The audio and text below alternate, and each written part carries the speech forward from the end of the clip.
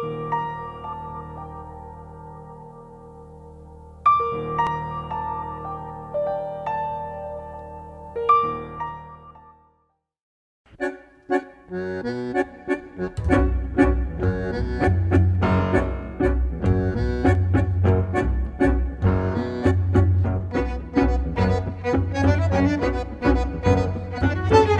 nombre es David Eduardo Vázquez Salguero, soy profesor investigador del programa de Historia en el Colegio de San Luis y presentaré intereses públicos y privados en la configuración del territorio y la propiedad, Las Salinas del Peñón Blanco, 1778-1846, publicado en la colección Investigaciones en el año 2014.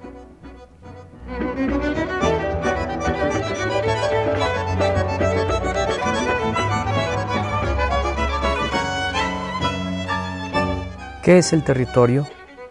¿Qué elementos lo constituyen? ¿Qué elementos lo configuran? ¿Quién lo define? ¿Quiénes lo construyen? Esas son algunas de las preguntas que me llevaron a publicar este libro, Intereses Públicos y Privados en la Configuración del Territorio, y tomé como pretexto el caso de las Salinas del Peñón Blanco, entre 1778 y 1846. Mi interés es conocer precisamente qué es el territorio y cómo podemos establecerlo en un ámbito geográfico, cultural. Y sobre todo esa pregunta de qué lo construye, qué lo define. Quizás las respuestas más sencillas o más acotadas es que un territorio pues es un espacio geográfico que está habitado. Y efectivamente un territorio lo es, en tanto que se trata de un espacio, pero que hay gente que lo está utilizando, que lo controla.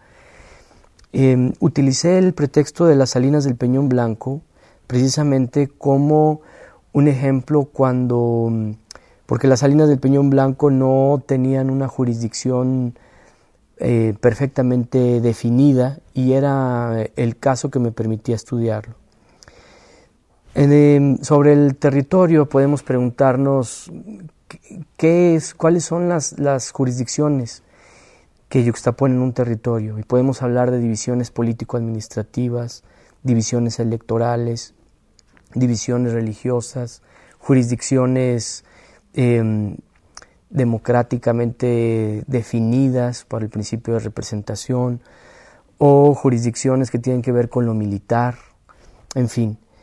Y en este caso yo encontré que había un territorio salinero, es decir, en el que se producía sal, se explotaba la sal, y en el que habían y confluían intereses públicos, es decir, de un gobierno, e intereses privados, es decir, de la iniciativa de empresarios. Y bueno, el periodo abarca de 1778 a 1846, porque me interesaba conocer la transición de un gobierno monárquico, en este caso la corona española, cuando pasa a un gobierno independiente, en este caso la República Mexicana, que en un principio fue también imperio, y después a un gobierno centralista durante la presidencia de Antonio López de Santa Anna. Entonces vamos a ver que en un mismo espacio confluyen tres tipos de administración distinta: la de una monarquía, la de una república, y la de una república federal y la de una república central. Concluye en 1846, que es unos años después de que ese espacio geográfico dejó de pertenecer a la nación y fue vendido a un particular, de tal forma que en todo esto subyace el tema de la propiedad. Reitero, primero propiedad de la corona española, después propiedad de la nación mexicana y después de un individuo, ya como propiedad privada. Y en ese devenir se fue constituyendo un territorio que yo llamo territorio salinero, y se fue constituyendo una forma de administrarlo, de gobernarlo, de utilizar sus recursos y de permitir el acceso a dichos recursos. La obra está dividida en 5 capítulos, y el primero de ellos se refiere a los aspectos geográficos y tecnológicos en la obtención de la sal. En ese capítulo lo que me interesa es hablar precisamente de la geografía, y postulo el hecho de que la geografía es precisamente el sustrato en el cual se suceden los hechos sociales. Parece una obviedad, efectivamente, los seres humanos estamos sobre la tierra y hacemos nuestras actividades sobre la tierra, pero no resulta tanto esa obviedad cuando empezamos a analizar patrones de asentamiento, cuando empezamos a analizar la cantidad de recursos que se requieren para que una actividad tome lugar, y de esa manera observo cómo fue que este espacio de la sal, que se localiza entre San Luis Potosí y Zacatecas, en el espacio conocido como Altiplano Potosino, esa gran franja que también se conoce como Cuenca del Salado, es una cuenca hidrológica que a su vez pertenece al desierto chihuahuense, el mayor de los desiertos mexicanos. Entonces ahí explico cuál es la geografía y cómo es que esa geografía condicionó el asentamiento de los primeros pobladores españoles durante el proceso de conquista. En los siguientes capítulos, el capítulo 2, que se refiere a administración y conocimiento del territorio, jurisdicción y geografía de las Reales Salinas del Peñón Blanco, 1778 a 1794. El capítulo 3, las salinas del Peñón Blanco y la minería durante la insurgencia, 1810 a 1823. El capítulo 4, privatización de las salinas del Peñón Blanco, de 1836 a 1842. Y capítulo 5, disputas por el control del territorio salinero, monopolio o libre explotación, 1845 a 1846. Ahí trato de explicar cómo fue controlado, administrado, reconocido, utilizado el territorio salinero a que se refiere esta obra. Y esos cortes de capítulos obedecen más que nada a periodos identificados en la historia, no solo la historia nacional y local de San Luis Potosí, sino en la historia propia de las salinas del Peñón Blanco. Por eso el capítulo 2 se refiere mucho a cómo era administrado el espacio durante el establecimiento de las intendencias. El gobierno español había decidido dejar atrás la división en reinos y adoptó la división en intendencias. San Luis Potosí fue la más grande de todas las intendencias que hubo en la Nueva España, y una parte de ella se constituyó con esta región salinera que antes pertenecía a la Nueva Galicia, de tal forma que ahí explico cómo fue que se pasó de la administración en reinos a la administración en intendencias y cómo se adoptó el control de la empresa que antes estaba arrendada, ¿no? Por ser un estanco de la corona. Ahora la misma corona asume la administración y control de ella. El capítulo 3, que se refiere a las salinas durante la insurgencia, me pareció importante incluir esa parte, no solo por el rango cronológico, que de alguna manera era consecuencia del anterior, sino porque durante la insurgencia la administración del territorio no solo estuvo sujeta a decisiones administrativas, sino también militares.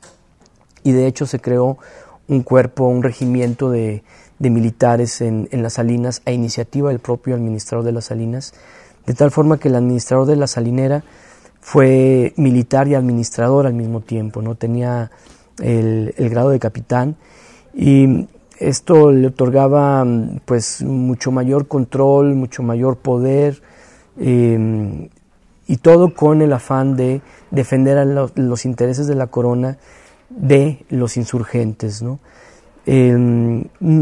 Casi todos los hechos violentos que se registran tienen que ver más que nada con bandidaje, más que con un movimiento de revuelta en sí. Digamos que la intervención del ejército en cosas más graves fue en Pinos durante la llegada de Javier Mina, que pasó por una de esas haciendas mineras. En el capítulo 4 abordo el tema de la privatización de las salinas. Ya estando formando parte del gobierno mexicano, de la primera República Federal, se pasó a una república central durante la presidencia de Antonio López de Santa Anna, y es él quien decide vender las salinas. en un afán de pues allegarse recursos económicos, especialmente para sostener la guerra con Texas. De tal forma que primero permitió su hipoteca y después la vendió a uno de las personas que habían otorgado el préstamo. Me estoy refiriendo al empresario, a un importante empresario de origen español llamado Cayetano Rubio. Cayetano Rubio era uno de los hombres más ricos que había en el país y él fue prestamista del gobierno durante mucho tiempo. Él fue el primer dueño de las salinas del Peñón Blanco y él a su vez las tenía arrendadas a su yerno, Joaquín Errazu. En 1845 Joaquín Errazu compra la salinera en medio de una gran cantidad de reclamos por parte de otros propios salineros que estaban ahí en la región. Esto lo veo en el capítulo 5. Y es muy interesante porque la discusión que hay en la prensa y que hay en los congresos general y local es en relación al monopolio, como algo que antes había pertenecido a la corona española, que luego fue del gobierno mexicano y que solamente el gobierno tenía la capacidad de explotar, había sido vendido a un particular y por demás español, era lo que la gente de la época se preguntaba. Y viene a cuento eso porque el resto de los salineros de la región que trabajaban en esa industria interpretaron esa venta como la liberalización del monopolio de la sal. Y entonces suponían que ya todo el mundo podía explotar la sal y no solo el comprador. Esto derivó también del hecho de que no había leyes específicas en materia de la sal, ¿no?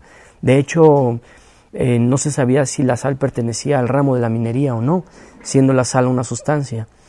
Y bueno, los conocedores de la historia de la minería sabrán que hubo un vacío legislativo muy largo desde la colonia hasta bien entrado el siglo XIX, de tal manera que en ese vacío la sal quedó todavía aún más perdida y hubo una serie de denuncios, de litigios y de competencia entre los nuevos dueños de Peñón Blanco y el resto de las pequeñas lagunas cercanas.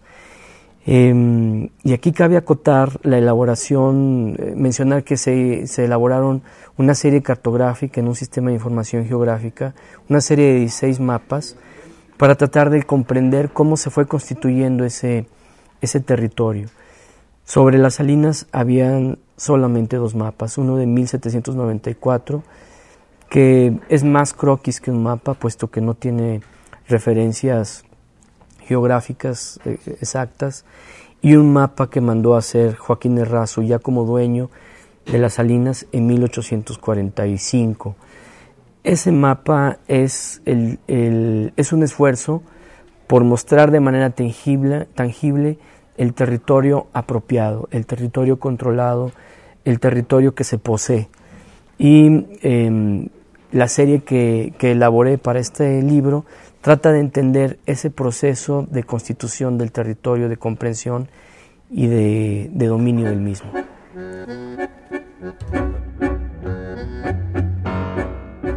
Finalmente quiero enfatizar que la gran cantidad de documentos que se consultaron para realizar esta obra provienen del Archivo Histórico de Salinas del Peñón Blanco, un archivo casi inédito, pocas veces consultado por investigadores y que tiene una gran cantidad de información con un rango desde 1713 hasta 1980 aproximadamente.